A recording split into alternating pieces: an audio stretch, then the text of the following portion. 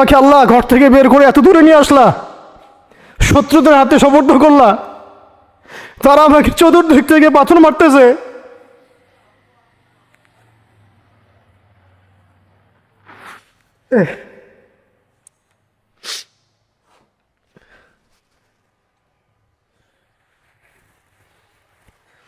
আম্মি লা করিবিন মাল্লাকতাহু আমরি, পরে নবীজি বলছেন আম্মি লা করিব, নাকি আমাকে কাছের মানুষদের হাতে নিয়ে আসছো আল্লাহ? আল্লাহ তুমি কি আমাকে কাছের মানুষদের হাতে উঠাই দিছ?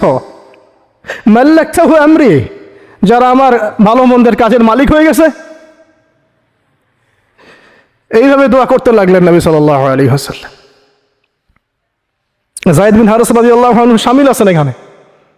তারপরে নবীজি বলছেন ইল্লাম তাকুন সাখিতুন আলাই ফালা উবালি, আল্লাহ এত কিছুর পরে যদি তুমি আমার প্রতি অসন্তুষ্ট না হও